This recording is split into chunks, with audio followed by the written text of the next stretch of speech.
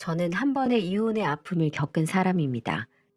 여러모로 많이 힘들고 고달픈 결혼 생활을 하다가 이 결혼 생활을 유지하다간 행복해지기는커녕 점점 더 비참해지기만 할 것 같아서 큰 결심 후에 이혼이라는 결론을 짓게 되었습니다. 그리고 이혼 후에는 역시나 그때보다도 훨씬 더 행복한 삶을 살고 있어요. 그래서 이혼하길 100번도 더 잘했다는 생각을 하며 살아가고 있죠. 아마 제 그때 그 시절의 결혼 생활 이야기를 들으시면 분통을 터뜨리실 분이 많이 계실 거예요. 저는 20대 후반에 결혼을 했었습니다. 취업을 하고 한창 일을 할 당시 대학교 때 친구가 갑자기 연락 와서는 소개팅을 하지 않겠냐며 저에게 제안을 하더라고요. 평소에 잘 연락을 하지 않다가 그 전날 동창회에서 오랜만에 얼굴 보고는 그 뒤로 또 한참 만날 일이 없을 거라고 생각했던 친구에게 소개팅을 하라는 연락이 오니 좀 의아했었습니다. 근데 알고 보니 그 친구가 SNS에 동창회 날 찍은 사진을 올렸었는데 그걸 그 친구 회사 동료가 보고는 저를 소개시켜달라고 했다는 거였어요. 사실 제 입으로 말하기는 좀 민망하긴 하지만 저는 어릴 때부터 주변에서 예쁘다는 소리를 많이 듣고 자랐습니다. 그래서 먼저 다가오는 남자들이 꽤 있었고 그 덕에 적지 않은 연애 경험을 가지고 있었죠.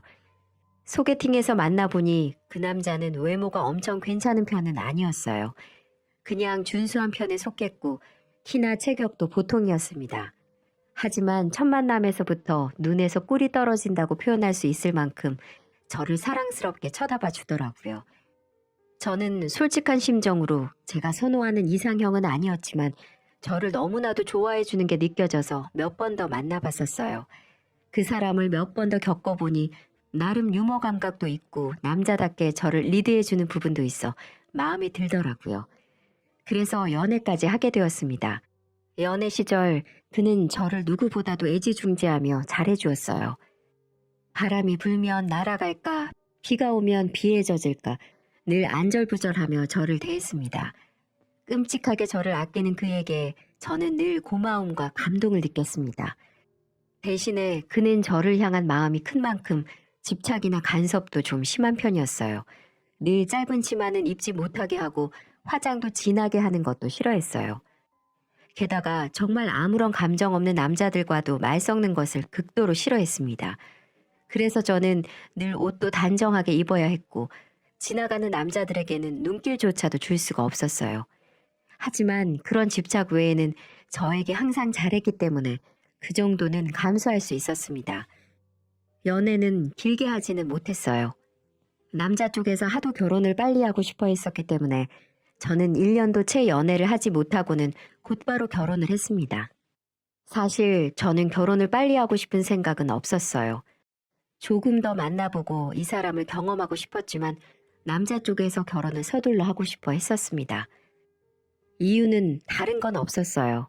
이 사람은 마케팅과 관련된 일을 하고 있었는데 회사에서 업무를 배우다가 본인이 회사를 차릴 수 있겠다 싶었는지 직장 안에서 꽤나 유능했던 사람을 설득해서 개인 사업을 시작하고자 했었어요.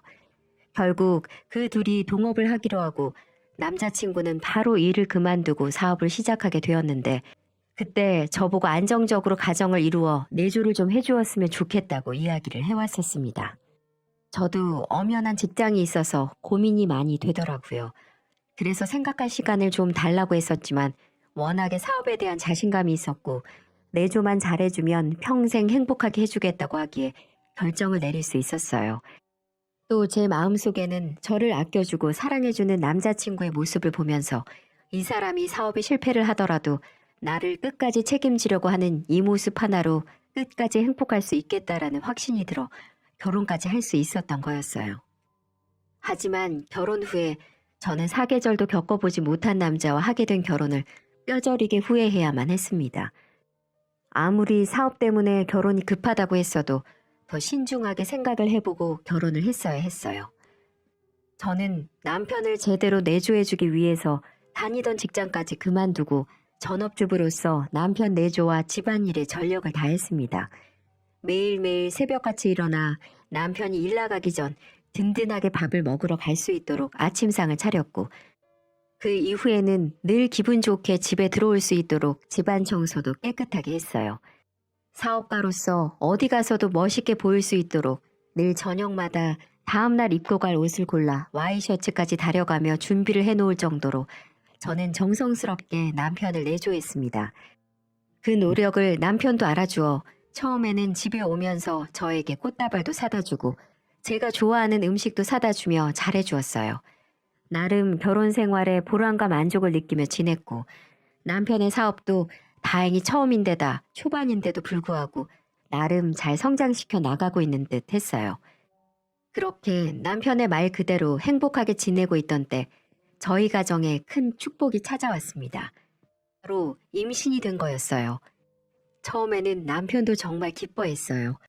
사실 남편이 사업 때문에 바빴기 때문에 아기 계획은 가지고 있지 않았어요. 근데 예기치 못하게 아기가 찾아오게 되었죠. 갑작스럽고 당황스러웠지만 그래도 어쨌든 아기는 어디 가서도 축복받을 만한 존재였기 때문에 저도 남편도 좋아했습니다. 하지만 저는 이 아기로 인해서 저의 행복이 순식간에 불행이 되는 것을 경험해야만 했어요. 저는 아기를 가진 상태에서도 남편을 열심히 내조를 했습니다. 똑같이 아침상을 차리고 집안 청소를 하고 저녁이면 남편이 입고 갈 옷을 준비해 두었어요. 하지만 문제는 저의 몸이었습니다. 제 몸은 아기를 가진 이후 점점 변하고 있었어요. 대부분의 임산부들이 그렇듯 아기를 가지고 배가 불러오면서 살이 찌기 시작했죠.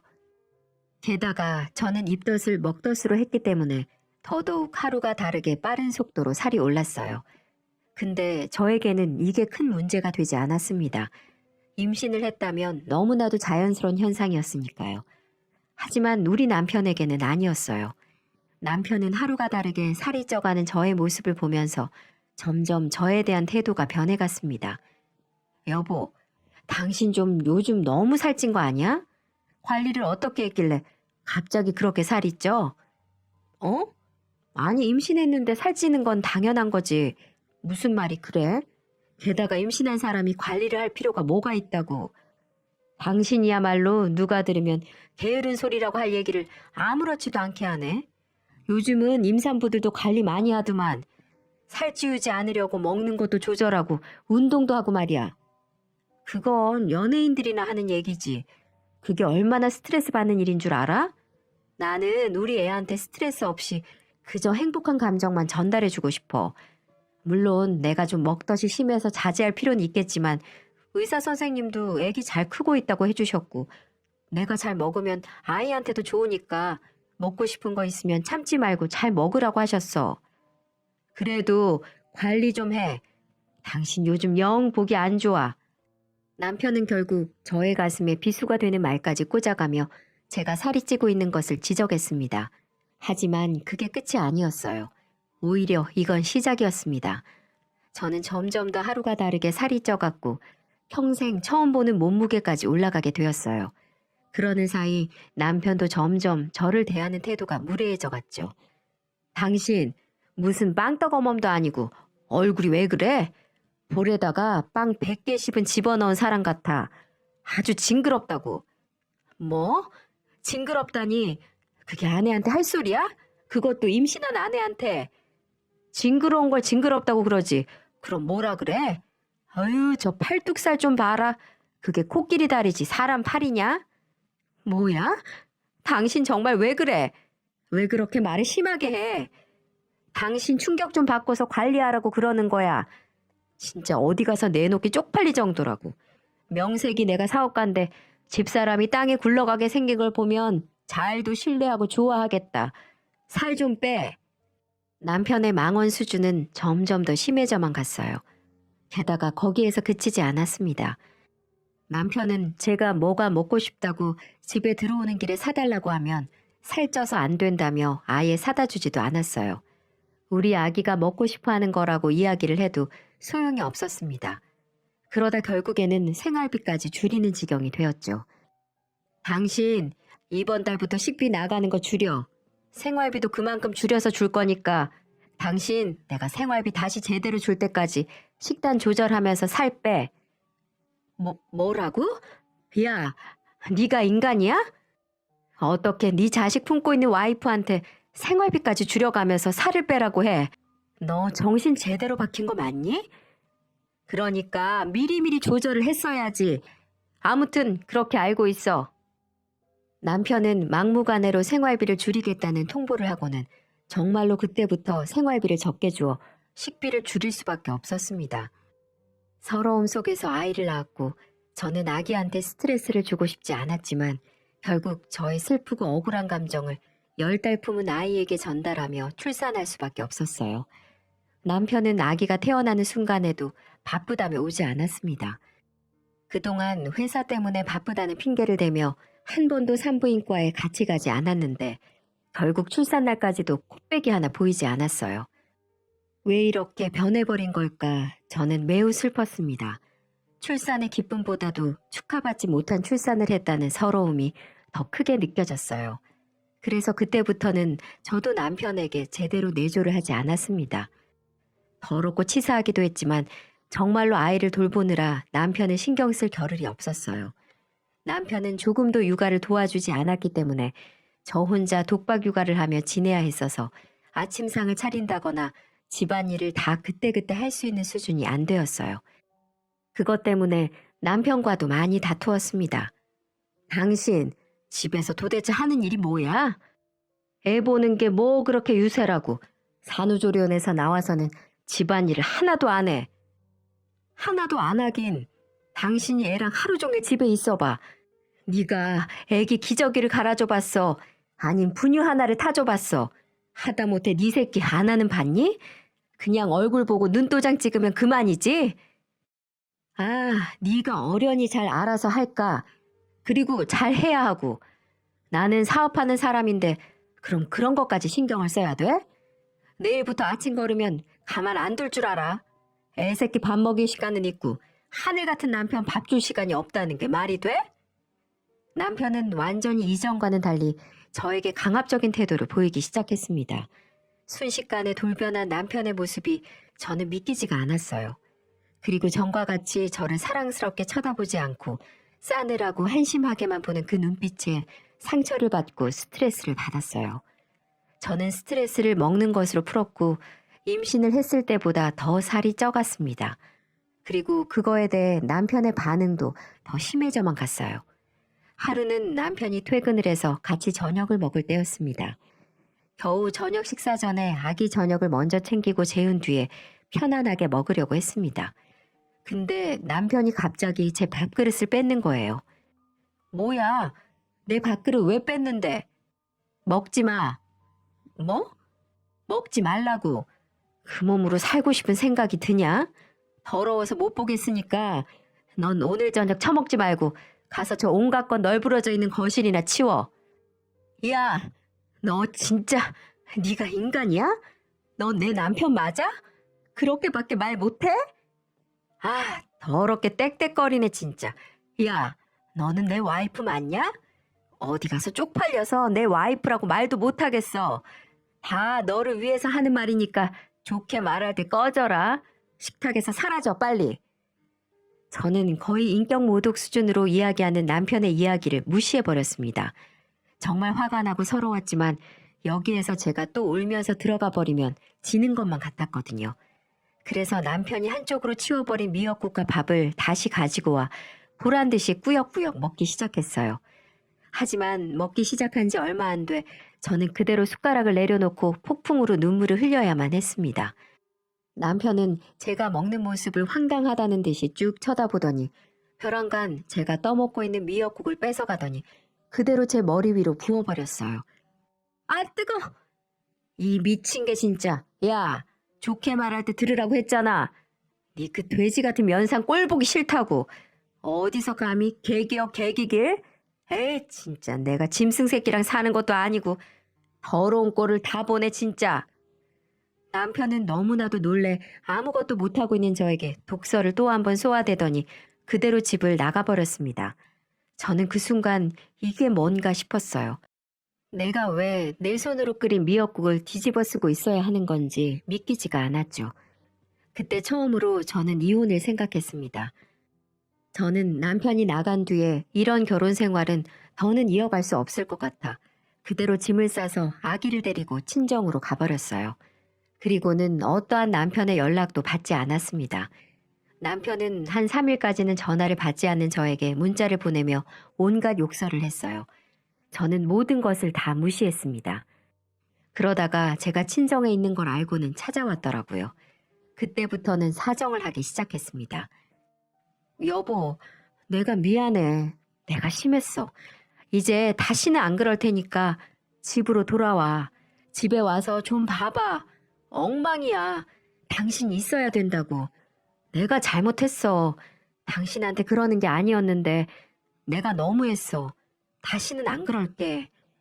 남편은 집에서 내조받지 못하고 혼자 사는 게 꽤나 힘들었는지 저에게 와서 무릎을 꿇고 싹싹 빌었습니다. 저는 집에다가는 부모님이 속상해 하실 것 같아 단순히 싸웠다고만 이야기를 한 상황이었기 때문에 남편의 태도를 보신 친정엄마는 남편을 다독이며 저보고 얼른 집으로 돌아가라고 하셨어요. 예, 안서방이 이렇게까지 하는데 그만 집에 들어가 봐라. 부부가 살다 보면 어떻게 다 내 마음에 들겠니? 그게 싸울 때도 있고 실수할 수도 있는 거지. 그러니까 이제 그만하고 얼른 들어가. 저는 차마 엄마한테 어떤 일이 있었는지 다 말씀드리지 못하고 그대로 집에 들어가야만 했어요. 그리고 눈물까지 흘리며 저에게 말하는 남편의 모습을 보고는 조금은 진심이 담겨져 있지 않을까 싶어 용서해 주기로 했어요. 집에 가니 엉망이었던 식탁과 거실은 나름 엉성하긴 했어도 잘 치워져 있었습니다. 그걸 보고 정신을 좀 차렸나 보다 싶었어요. 그리고 한 몇 달은 편안하게 생활을 했습니다. 남편은 여전히 연애나 결혼 초반 때처럼 저에게 정성스럽게 하진 않았어도 제가 먹는 거나 차림새 가지고 뭐라고 하진 않았어요. 무심하긴 했어도 그래도 이만하면 살만하다 싶어 그대로 결혼 생활을 하고 있었습니다. 근데 이번에는 인격 모독적인 것으로 좀 살만하니 다른 걸로 남편이 저를 힘들게 했어요. 집에만 들어오면 동업하고 있는 사람의 뒷담화를 그렇게 해댔습니다. 아, 진짜 이 자식 이거 똑똑한 척을 너무 한단 말이지. 내가 프로젝트 다 짜놓은 걸 지가 마지막에 양념만 쳤으면서 지 성과로 다 가지고 가고 말이야. 마음에 안 들어 죽겠어. 아, 이 자식을 어떻게 하지? 왜 이렇게 마음에 안 드는지 자꾸 나한테 가르치려고 하고 지 혼자 사장 노릇하려고 해. 남편의 이야기를 들어봤을 때 그 동업자는 아나무인에 자기 혼자 일 처리를 하려고 하는 이기적인 사람이었습니다. 그리고 그 모든 성과를 본인이 다 가지고 가려고 하는 나쁜 사람이었죠. 하지만 몇 번 남편이 하는 이야기를 들어보니 오히려 남편은 감정적으로만 그 사람을 욕하고 있었고 더 이야기를 들어보면 오히려 자신이 실수할 뻔한 걸 그 사람이 잘 처리해 좋게 마무리된 것들이 있어 보였어요. 근데 남편은 그게 마음에 안 드는 듯 했습니다. 하지만 그건 어디까지나 남편의 사업적 문제였기 때문에 저는 크게 관여하지 않았어요. 그냥 힘내라고 다독여 줄 뿐이었죠. 근데 남편은 점점 이것도 마음에 들지 않는 듯 했습니다. 처음에는 제가 힘내라고 다독여주면 알았다고 했던 사람이 또다시 저를 무시하기 시작했어요. 여보, 당신이 실수한 거 있는 것 같은데 오히려 잘 해결해준 동업자한테 고마워해. 좋은 동업자 같은데? 뭐야? 야, 너는 누구 편이야? 이게 내가 하는 일에 대해서 알지도 못하고 이해도 못하는 게 감히 나를 가르치려고 들어? 닥쳐. 남편은 저에게까지 화풀이를 했고 또다시 전에 했던 패턴 그대로 폭언을 하기 시작했습니다. 얼마 못 가 원상복귀된 남편의 모습에 저는 또다시 질리기 시작했어요. 그러다가 완전 이혼을 결심하게 된 일이 저에게 닥치고 말았습니다. 원래 지병을 가지고 있으셨던 시아버지가 결국에는 또 한 번 찾아온 위기를 넘기지 못하시고 돌아가시고 말았어요. 폐암으로 오랜 시간 고생을 하시다가 돌아가셨기 때문에 가족들 모두가 예상한 죽음이었습니다. 그래서 빠르게 장례식장을 차리고 모두들 덤덤하게 조문객을 받기 시작했어요. 저는 그 당시에는 워낙에 정신없이 있었기 때문에 누가 왔다 갔는지도 제대로 모르고 있었습니다. 근데 한쪽에서 남편이 어떤 건장한 남자와 여러 명의 사람들을 데리고 테이블 한쪽으로 오고 있었어요. 저는 손님이 온 것을 확인하고 바로 음식을 차려주기 위해 반찬을 들고 그 자리로 갔습니다. 그리고는 남편에게 눈짓으로 누구냐고 물어보는데 그때 저는 남편의 말에 큰 충격을 받을 수밖에 없었어요. 저 인사해요 아줌마. 여기는 내 사업장에서 같이 일하는 동업자고 여기는 내 직원들. 인사하세요 여러분도. 이쪽은 우리 집 식모인데 감사하게도 우리 아버지 장례식 일도 도와주시겠다고 오셨네. 저는 그 순간 남편의 입에서 나오는 저의 존재에 대해 듣고는 충격에 휩싸일 수밖에 없었습니다. 그리고 제 자신이 너무나도 창피해지고 초라해지면서 어딘가로 숨고만 싶었어요. 제가 식모라뇨.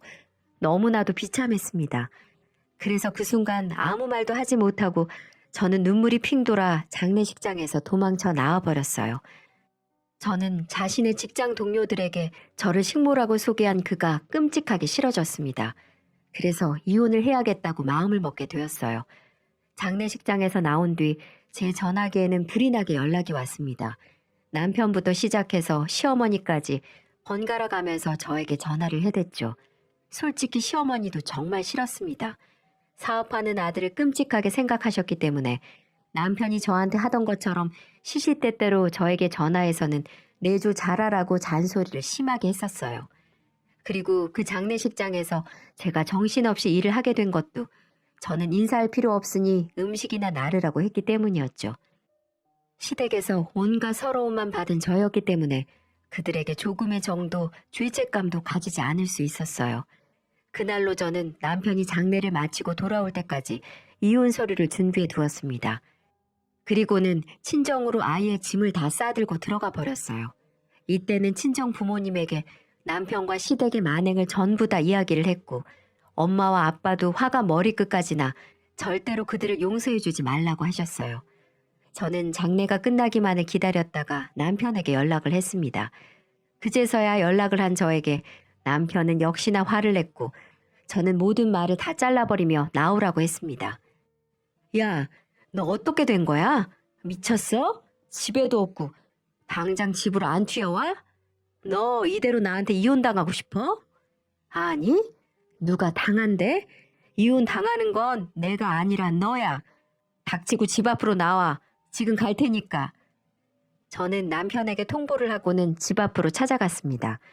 근데 남편은 집에 없었던 건지 아니면 이혼을 하겠다는 저의 소리에 자리를 피한 건지 그 뒤로 아무리 집에 찾아가고 핸드폰으로 연락을 해도 만날 수가 없었어요.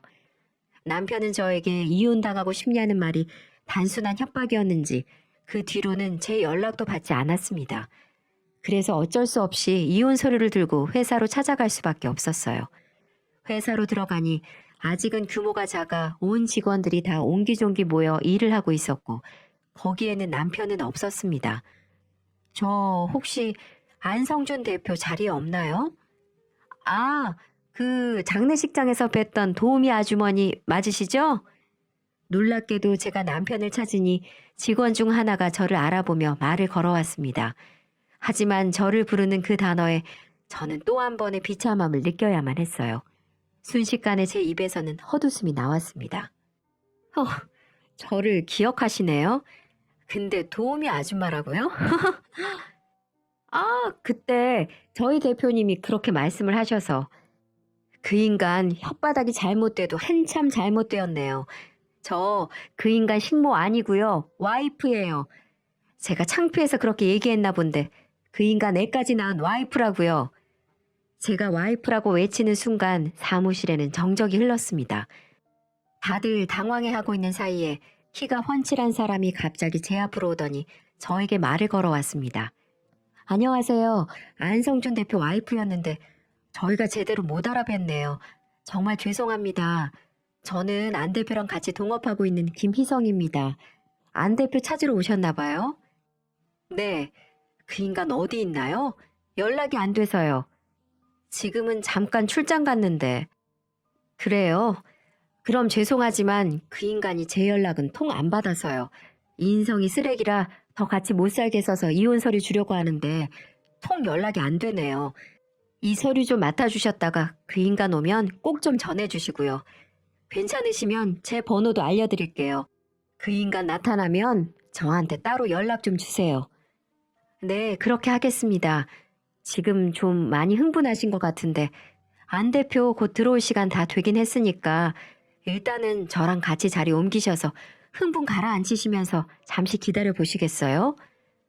이 동업자라는 남자는 제가 흥분한 상태에다가 식모라는 이야기에 또 한 번 서러움이 복받쳐 눈물을 글썽이며 이야기하는 것을 보며 잠깐 자리를 옮겨주었습니다. 저는 남편에게 복수하고 싶은 마음에 그 동업자라는 남자에게 그간 남편이 저에게 행했던 만행들과 그 동업자에 대해서 욕했던 모든 것들을 다 이야기했습니다.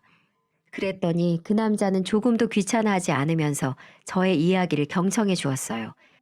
그리고는 힘들었겠다며 저를 다독여 주었죠. 저는 처음 보는 남자였지만 따뜻한 시선으로 저를 바라봐주고 저의 이야기를 진지하게 귀담아 들어주는 모습에 위로를 느꼈어요. 한참을 저도 모르게 떠들어대는 사이 남편이 출장에서 돌아왔는지 회사로 들어오는 소리가 들렸습니다. 저는 그대로 밖으로 나가 남편에게 이혼 서류를 던져버렸어요. 이 자식아, 왜 피해? 나한테 이혼당하는 게 쪽팔리니? 어? 나한테 이혼당하기 싫으면 알아서 기라고 할 땐 언제고 내가 이혼한다니까 피하고 난리야. 여기 이혼 서류 내가 친히 가지고 왔으니까 당장 도장 찍어. 이게 미쳤나? 남의 회사 와서 이게 무슨 행패야? 일단 나와. 나오라고. 남편은 그대로 저를 끌고 나갔습니다. 그 뒤로 이혼 이야기를 하며 한참을 실랑이를 했습니다. 남편은 절대로 이혼을 못 해준다고 버텼어요. 이유는 다른 것 없었습니다. 저와 재산 분할하기 싫다는 거였어요. 어처구니가 없었습니다. 그래서 저는 이러고 있다간 이혼 소송을 해도 아이가 있기 때문에 소송이 길어질 것만 같아 하루도 빠지지 않고 남편 회사로 아이를 안고 출근 도장을 찍었습니다. 소송이 길어지면 시간이 지날수록 제게 이득이 될 게 별로 없다는 판단을 내렸고 전 나름 제 방식대로 남편을 압박하기로 계획을 세웠어요. 당신 미쳤어? 여기가 어디라고 매일같이 오는 건데 다른 사람들 일하고 있는 거 안 보여? 지금 애 우는 것 때문에 다들 집중이 안 되잖아. 아, 그래? 그럼 이혼해 주던가. 그럼 이런 모습 보지도 않아도 될 텐데 왜 이혼을 안 해줘서 사서 고생을 할까? 돼지 같은 마누라 보기 싫다며? 같이 살기 싫다며? 전 그렇게 남편의 피를 말리기 시작했고 결국 2주 정도 그렇게 드나드니 결국 남편이 백기를 들더군요. 알았어. 이혼해. 애 양육비랑 재산 분할 적당히 해줄 거니까 제발 그만해. 당신 때문에 여기가 회사인지 키즈카페인지 모르겠잖아.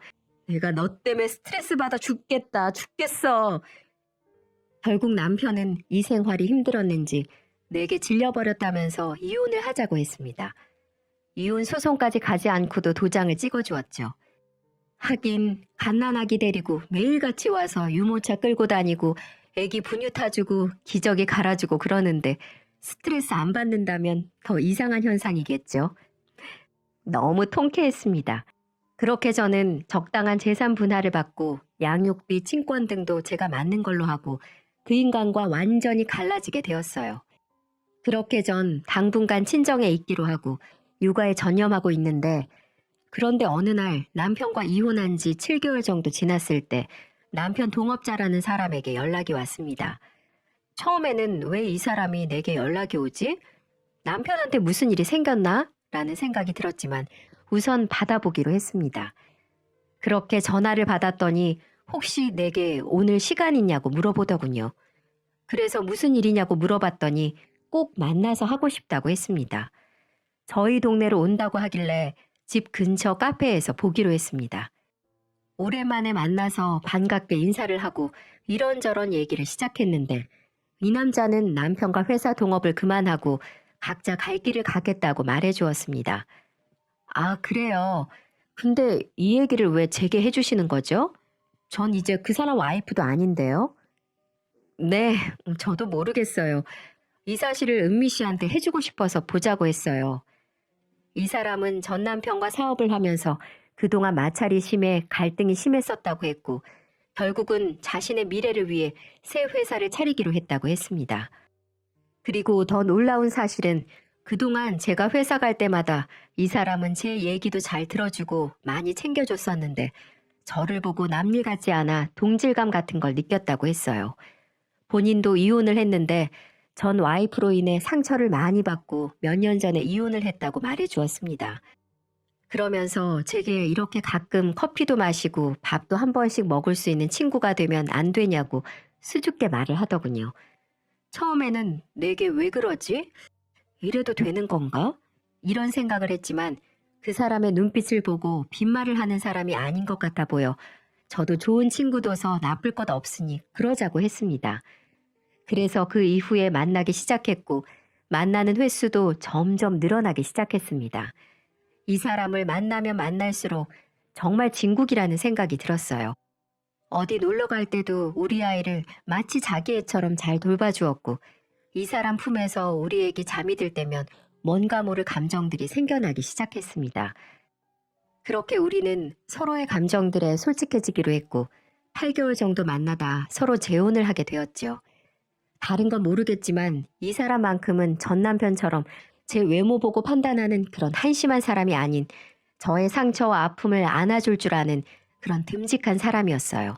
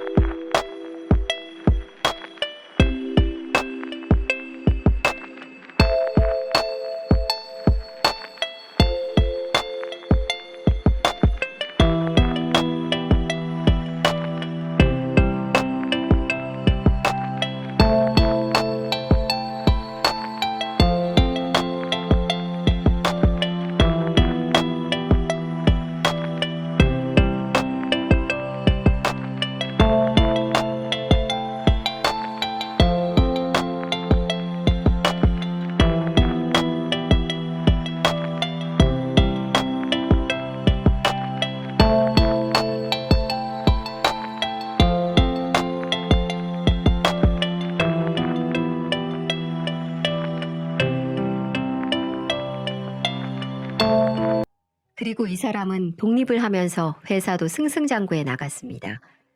일하는 직원도 2명에서 4명으로 늘어났고 매출도 가파르게 올라간 걸로 보였습니다. 물론 지금도 이제 걸음마 단계이지만 열심히 회사를 운영하는 지금의 남편이 너무 멋져 보였죠. 그리고 남편은 더 놀라운 사실을 알려주더군요. 지금의 남편과 전 남편은 사업을 하는 일이 비슷했기 때문에 서로 동향을 잘 알 수 있었는데 전 남편은 얼마 전 무리하게 사업을 진행하는 바람에 파산하고 말았다고 했어요.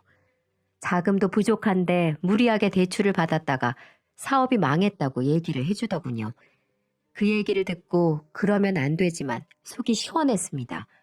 그동안 전 남편과 결혼 생활을 생각하면 좋은 점은 하나도 없었고 언제나 무시와 구박, 잘난 척, 그리고 험담, 게다가 친정 무시 이런 것밖에 없었거든요. 그리고 이혼하면서까지 재산 나눠주기 싫어서 그렇게 발악하는 모습을 보고 전 남편에게 안 좋은 감정이 남아있을 수밖에 없는 상태이기도 했고요. 그런 남편이 망했다고 하니 당연히 속이 시원할 수밖에요. 근데 그 와중에 머릿속에 이런 생각이 들더라고요. 내가 만약에 이 사람이랑 결혼한다고 하면 시댁에서 어떻게 나올까 하는 생각이요. 남편에게 말하니 남편도 동의했습니다.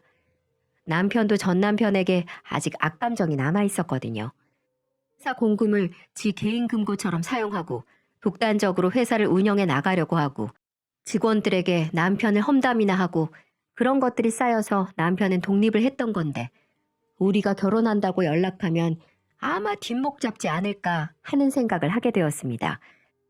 지금까지 우리에게 못 살게 굴었던 시댁 식구들하고 남편에게 지금은 우리가 이렇게 잘 산다, 너무 잘 돼서 결혼까지 하게 되었고 행복한 가정을 꾸미고 살기로 했다 하는 소식을 전해주고 싶었습니다. 그래서 결혼 준비를 마치고 저는 보란듯이 전 시댁 쪽으로 청첩장을 보내주었습니다. 역시나 보낸 지 하루도 안 돼서 전 남편과 시댁 반응은 뜨거웠어요. 전 남편이랑 시어머니라는 사람이 차례대로 전화가 오더군요. 야, 제정신이야? 어떻게 이 새끼랑 결혼을 해? 너네 바람 폈지? 너 그래서 이혼한 거 아니야? 너희 절대로 가만 안 둬? 어떻게 내 지인이랑 결혼을 할 수가 있어? 얘, 너 지금 뭐 하는 짓이니? 재혼할 사람이 없어서 지 남편 일했던 사람하고 재혼을 해? 지금 그 청첩장 받고 우리 아들 다 죽게 생겼다. 사업도 망했는데 네가 그놈하고 결혼한다는 소리 듣고 완전 정신이 나갔어. 너 때문에 매일 술만 퍼먹고 폐인됐다고. 이거사, 지금 너 우리 엿 한번 먹어보라고 그런 거지? 어머님, 이게 다 누구 때문인데요?